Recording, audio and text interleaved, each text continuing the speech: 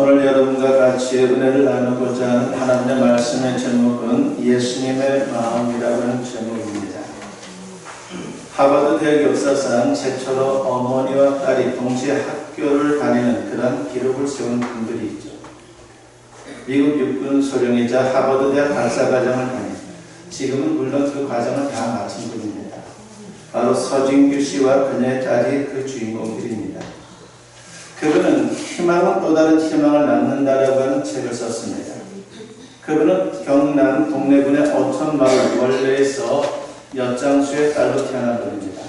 그렇게 어린 시절은 어떻게 보면 참으로 힘든 그런 시절이었죠. 풍문여고를 졸업한 뒤에 종로에 있는 가발 공장에 취직해서 다니다가 19살에 미국으로 식모살이를 하기 위해서 떠났습니다. 식당 웨이트리스를 하며 못다한 공부에 열정을 불태우면서 5개 대학을 옮겨 다니면서 마침내 학사 학위를 받게 됩니다. 남편의 폭력으로 고난을 겪기도 하고 가진 고생을 하면서도 그녀는 인생을 포기하지 않고 미 육군의 자원 입대에서 소령이 되었고, 그리고 딸을 하버드 대학에 보내고 자신도 1990년 9월 42의 나이에 하버드대 석사과정에 입학했고 1992년 봄에는 하버드대 국제외교사와 동아시아 언어학 박사과정에 합격을 하게 됩니다. 어떻게 보면 죽기 살기로 공부를 한 거죠. 그 늦은 나이에 입학해서 학교 다니는 게 그렇게 쉽지는 않았을 거예요. 그녀의 자녀 교육과 인생 성공의 철학을 한마디로 요약하면요, 목표에서 눈을 떼지 말라는 것입니다. 그리고 그 마음을 가지고 인생을 살았습니다. 그렇습니다. 우리가 살면서 힘을 얻고 인생에서 승리하려면 목표에서 눈을 떼어서는 안 됩니다. 볼록 렌즈로 종이를 떼울 때에 초점을 정확히 맞추게 되면요, 조금 지나면 불이 붙게 됩니다. 그러나 초점을 맞추지 않으면 하루가 지나도 불이 붙지를 않죠. 목표에 초점을 맞춰야 합니다. 목표에서 눈을 뗄 때 문제가 발생합니다. 남편이 아내에게서 시선을 다른 여인에게로 돌릴 때에 가정에 문제가 발생합니다. 기업가가 목표를 기업 경영에서 눈을 뗄 때에 그 기업은 오래 가지를 못합니다. 우리 신앙도 마찬가지입니다. 신앙의 본질적인 목표에서 다른 것으로 시선을 돌릴 때에 신앙인은 실패하기 쉽고 결국은 사탄의 놀이개감이 되는 그런 비참한 인생을 살게 됩니다. 그렇다면 일평생 신앙생활하면서 실선을 떼지 말아야 할 신앙의 목표는 무엇입니까? 그것은 다름 아닌 십자가입니다. 십자가가 그만큼 중요한 것이죠. 십자가의 도이고 십자가의 복음입니다. 이 십자가의 도에 우리의 눈이 고정되면 인생은 가치 있는 성공에 이를 수가 있게 되는 것입니다. 지금은 교회적으로 말할 때의 사순절 절기입니다. 부활절 직전까지의 40일, 즉 주일을 제외한 40일 동안 사순절을 지키게 됩니다. 이 기간 동안 십자가를 묵상하면서 나 자신을 돌아보고 점검하고 회개하면서 새롭게 변화되는 신앙 수련의 시간으로 삼는 것, 그것이 바로 사순절을 보내는 성도의 올바른 자세입니다. 한마디로 말해서 사순절은 영적 튜닝 기간이요, 영적으로 업그레이드 시키는 그런 아주 의미 있는 시간입니다. 오늘 본문을 통해 다시 한번 나 자신의 신앙을 돌아보면서 어떻게 순수한 신앙을 회복하고 좀 더 성숙한 신앙으로 변화될지를 같이 생각해 보고자 합니다. 그래서 이번 사순절에 신앙이 새로워질 수 있는 우리 모든 성도님들이 되었으면 합니다. 신앙생활을 결혼에 비유한다면 어떻게 신앙생활해야 합니까? 예수님과 내가 한 마음이 되는 겁니다. 이것이 참으로 중요하죠. 부부간에도 마음이 맞지 않으면 얼마나 힘듭니까? 우리 신앙도 마찬가지입니다. 주님과 마음이 하나가 되지 못하면요, 우리의 신앙이 겉돌 수밖에 없는 것이고 의미 없는 그런 시간만 보내게 되는 겁니다. 제자들은 이미 예수님을 3년 이상 따라다니는 사람들입니다. 그런데 아직도 예수님이 어떤 분인지, 무슨 일을 하러 이 세상에 오셨는지 정확히 모르고 예수님을 따라다녔습니다. 그러다 보니까 그들과 예수님의 그 모습은 동상이몽과 같은 마음이다라고 말할 수가 있는 것이죠. 그래서 결국은 실망스러운 모습을 보이기 일쑤였습니다. 혹시 우리 신앙이 이런 모습은 아닌지 잘 살펴보아야 합니다. 그래서 정말 예수님과 한마음 한뜻이 되는 순수하고 성숙한 신앙으로 다듬어지는 우리 모든 성도님들이 되었으면 합니다. 하루는 제자들 중에 야고보와 요한이 예수님을 따로 만나게 됩니다. 그리고 간곡히 요청을 하죠. 오늘 보면 35절 말씀에 보니까 세베대의 아들 야고보와 요한이 주께 나와 여짜오되 선생님이여 무엇이든지 우리가 구하는 바를 우리에게 하여 주시기를 원하옵나이다 라고 했습니다. 이들의 돌출 행동에 예수님께서 몹시 황당해합니다. 예수님 묻습니다. 내게 도대체 무엇을 원하느냐라고 말입니다. 그러자 그들이 뭐라고 대답합니까? 보면 37절 말씀에 보니까 여짜오되 주의 영광 중에서 우리를 하나는 주의 우편에 하나는 좌편에 앉게 하여 주옵소서라고 했습니다. 무슨 말입니까? 그들은 예수님이 예루살렘에 올라가면 곧 새로운 나라를 건국할 것이다 라고 그렇게 오해를 한 것입니다. 그러면 예수님이 왕이 될 것이고 12 제자들이 내각을 구성할 것이다 라고 그렇게 생각을 했습니다. 그러지 않아도 그동안 제자들 사이에 은근히 신경전이 있었던 것이 사실입니다. 야고보와 요한으로서는 이번 기회를 놓치지 않고 확실히 자리를 보장받고 싶었습니다. 예수님이 왕, 우리 형제는 총리와 부총리 이 정도는 앉아야 되겠다라고 그렇게 생각한 겁니다. 이때 예수님의 마음이 어떠했겠습니까? 예수님이 안타까운 심정으로 말씀을 합니다. 본문 38절 상반절에 보니까 예수께서 이르시되 너희는 너희가 구하는 것을 알지 못하는도다 라고 했습니다. 예수님의 마음을 몰라도 너무 모른다는 것이죠. 한편 이런 대화를 나누는 그 모습을 지켜보던 나머지 10명의 제자들은 어떤 반응을 보입니까? 본문 41절 말씀에 보니까 10 제자가 듣고 야고보와 요한에 대하여 화를 내거늘 이라고 했습니다. 그들이 왜 화를 냅니까? 똑같은 생각을 하고 있었다는 거예요. 그들이 얼마나 한심한지 바로 앞구절, 즉 마가복음 10장 32절부터 34절을 보게 되면요, 우리가 그들의 한심한 지금의 상황을 알 수가 있어요. 예수님께서 제자들에게 진지하게 말씀을 하셨죠. 내가 예루살렘에 올라가면 유대 종교 지도자들과 이방인들, 즉 로마 강국에게 붙잡혀 십자가에 달려 죽을 것이다. 그리고 사흘 만에 부활할 것이다 라고 분명히 말씀을 하셨습니다. 그런데 지금의 모습을 보면요, 한마디로 세기의 경 읽기식입니다. 바른 신앙생활은 예수님과 한 마음이 되는 겁니다. 그래야 순수한 신앙이고 성숙한 신앙인 것이죠. 그리고 제대로 우리가 신앙생활을 해나갈 수가 있는 겁니다. 그렇다면 예수님 마음에 부응하는 우리의 모습은 어떤 것이어야 합니까? 오늘 두 가지를 생각해 보고자 합니다. 첫째는 예수 믿고 구원받는 것, 이것이 바로 예수님 마음에 부응하는 겁니다. 예수님이 우리를 구원하려고 고통스럽고 수치스러운 십자가를 지셨습니다. 우리에게 구원과 영생을 주려는 마음이 있었기 때문이죠. 그러므로 주님의 마음을 헤아린다면 무엇보다도 십자가 은혜로 구원받아야 합니다. 예수님은 제자들에게 당신이 이 세상에 오신 목적이 무엇인지 분명히 말씀을 하셨습니다. 본문 45절에 보면 인자가 온 것은 섬김을 받으려 함이 아니라 도리어 섬기려 하고 자기 목숨을 많은 사람의 대속물로 주려 함이니라고 했습니다. 예수님은 자신의 목숨을 대속물로 주려 이 세상에 오셨다는 겁니다. 세상의 왕이 아니라 죄와 사망에서 구원하는 구세주로 오셨다는 것입니다. 대속물이란 몸값, 즉 속정이라고 하는 뜻이죠. 고대는 노예제도가 있었습니다. 노예를 악독 주인에게서 해방시키려면요, 몸값을 지불해야 되는데 그게 바로 속정이에요. 죄에 팔려 마귀에게 종노릇하며 비참하게 살다가 영원히 죽을 수밖에 없는 인간들의 죄를 대신해서 치르는 값입니다. 그래서 흔히 구원을 구속이라고 하는 말로도 표현하는데 구속은 바로 값을 치르고 산다는 뜻입니다. 그렇습니다. 하나님의 아들 예수님이 이 세상에 인간의 모습으로 오신 이유, 십자가 사형틀에 달려 죽으신 이유는 오직 하나입니다. 우리 인류를 구원하기 위해서요. 우리 사람 한 사람 한 사람을 구원하기 위해서 이 세상에 오신 거예요. 요한복음 3장 16절과 17절에 보면 하나님이 세상을 이처럼 사랑하사 독생자를 주셨으니 이는 그를 믿는 자마다 멸망하지 않고 영생을 얻게 하려 하십니다.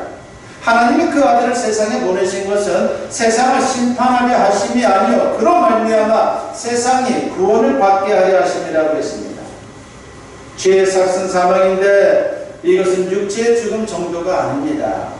심판 이후에 영원한 지옥 형벌까지를 포함하는 것이에요. 그래서 예수님의 십자가 대속으로 사망 권세에서 구원받아야 합니다. 이게 중요합니다. 여러분, 우리가 이 땅에서 사는 건요, 하나님의 시간으로 보면 잠깐이에요.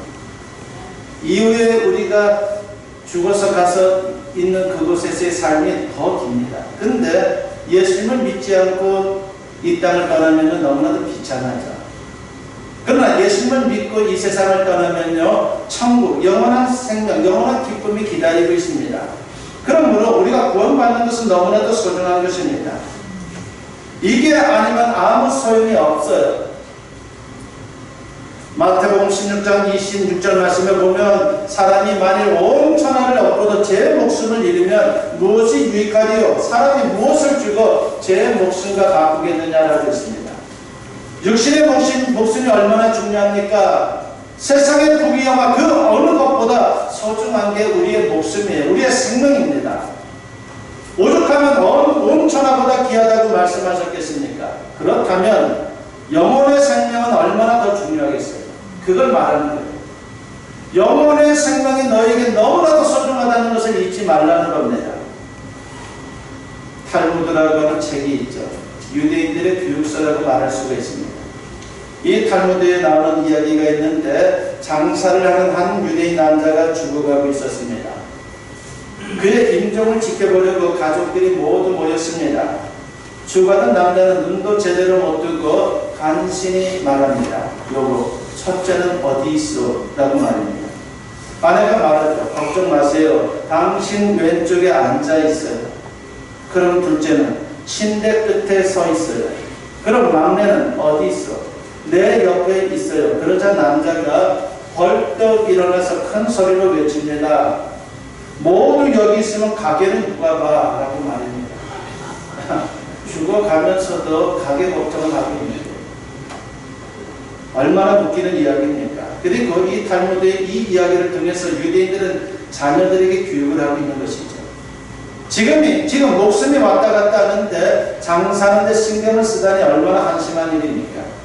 우리가 이런 식으로 신앙생활하기가 쉽습니다. 본말이 전도되는 거죠. 왜 교회 다닙니까? 왜 기도합니까? 왜 설교를 듣습니까? 한번 생각해 보십시오. 지식을 얻으려고, 부자가 되려고, 질병을 고치려고, 성공을 위해서. 물론 신앙생활하다 보면요, 경우에 따라서 하나님이 이런 것들을 주실 수가 있어요. 그러나 이런 것들을 다 얻어도 구원을 얻지 못하면 아무 소용이 없습니다. 그런데 안타깝게도 왜곡된 목적을 가지고 신앙생활을 하고 심지어 그런 신앙생활을 강조하는 종교 지도자들이 있는 것이 우리의 현실입니다. 그런 신앙을 가리켜서 여러분도 많이 들어봤겠지만 기복신앙이라고 부르죠. 그리고 그런 신앙의 사조를 말할 때에 번영신앙이다라고 말합니다. 예수 믿으면 당연히 세상의 성공이 따라오는 것처럼 주장하는 것은 성경적이지 않은 것입니다.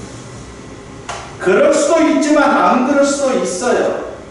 필요하기 때문에 주님이 그렇게 역사를 하는 겁니다. 세상의 모든 것을 얻어도 구원을 놓치면, 영생을 놓치면, 천국을 놓치면 아무것도 아닙니다. 제자들은 그 시점에 그런 한심한 수준의 신앙생활을 하고 있었던 거예요. 3년을 주님을 따라다녔는데도 아직도 자신들의 신앙이 올바르게 서 있지 못하고 있는 거예요. 우리가 잘 아는 사도 바울은요, 유대인 귀족이요, 그리고 거기다가 로마의 시민권자요, 그리고 박사요, 대단한 이력의 소유자였습니다. 이력의 소유자입니다. 그런 그가 빌립보서 3장 7절로부터 9절에서 뭐라고 말합니까? 그러나 무엇이든지 내게 유익하는 것을 내가 그리스도를 위하여 다 해로 여길 뿐더러 또한 모든 것을 해로 여기면 내 주 그리스도 예수를 아는 지식이 가장 고상하기 때문이다.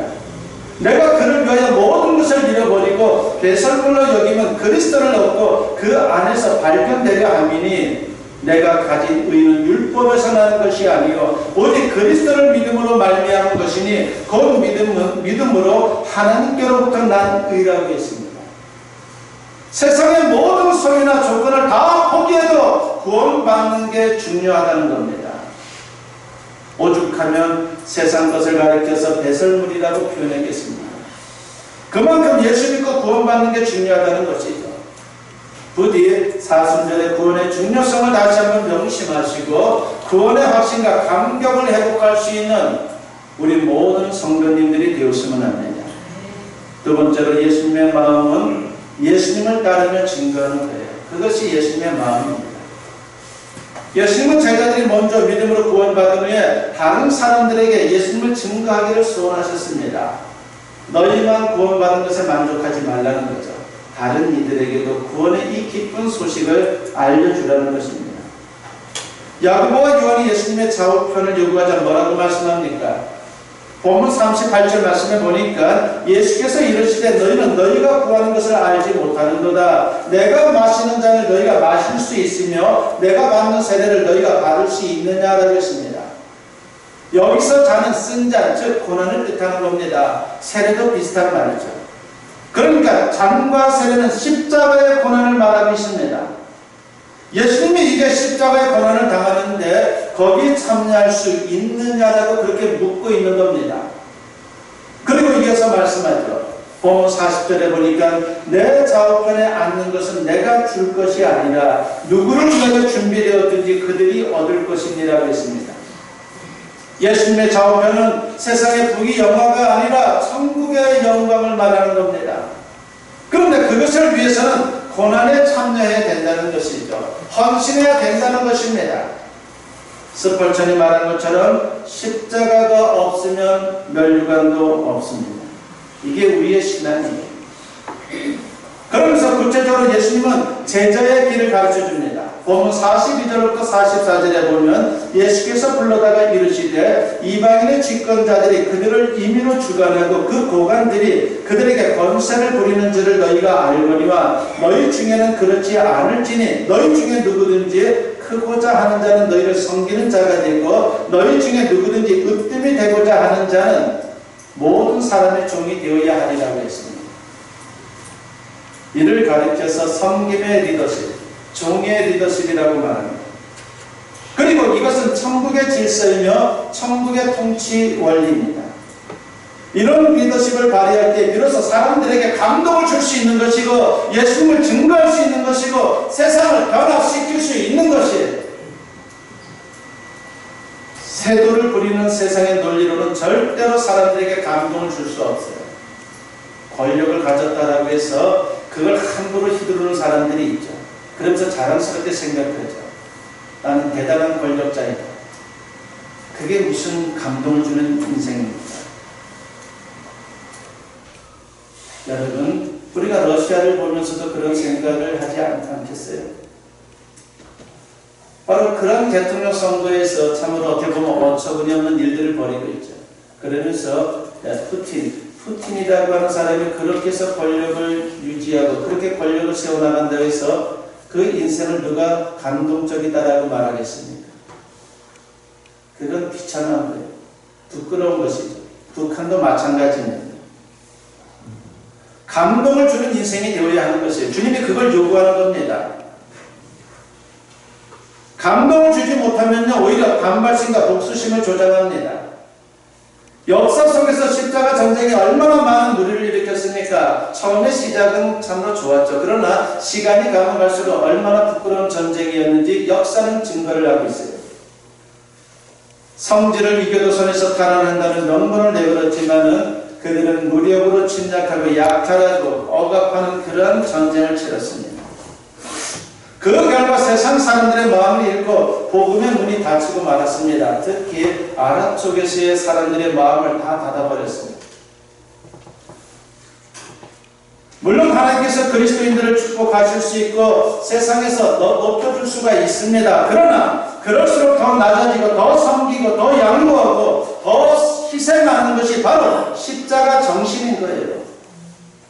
그래서 바울은 십자가 정신을 곧 예수님의 마음이다라고 그렇게 증거를 합니다.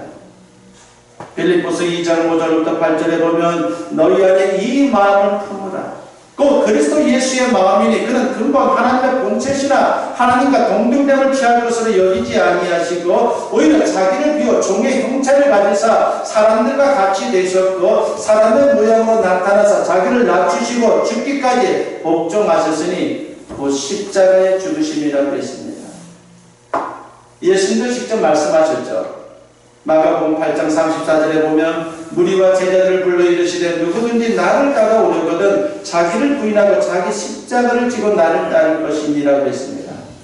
먼저 자기를 부인해야 비로소 십자가를 질 수 있다는 것입니다. 십자가를 지고 예수님을 따르는 게 바로 십자가 정신으로 사는 것입니다. 그런데 우리 본성은 어떻습니까?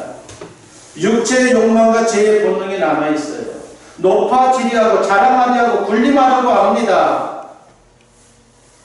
이런 본성을 성령의 능력으로 제어하고 예수님의 마음을 가지고 살아야 되는 거예요. 우리 인간의 본능으로는 이렇게 살 수가 없어요. 성령의 역사가 있어야 됩니다. 성령님께 도와달라고 그래야 됩니다. 성령을 보혜사라고 말하지 않아요. 도와주는 분이 헬퍼입니다. 내 힘으로 안 되면 내가 그렇게 살기를 위해서 성령의 도우심을 구할 때 성령께서 우리의 마음을 어루만져 주시사 부드럽게 해주는 겁니다. 갈라디아서 5장 16절과 24절에 보면 내가 이르노니 너희는 성령을 따라 행하라. 그리하면 육체의 욕심을 이루지 아니하리라.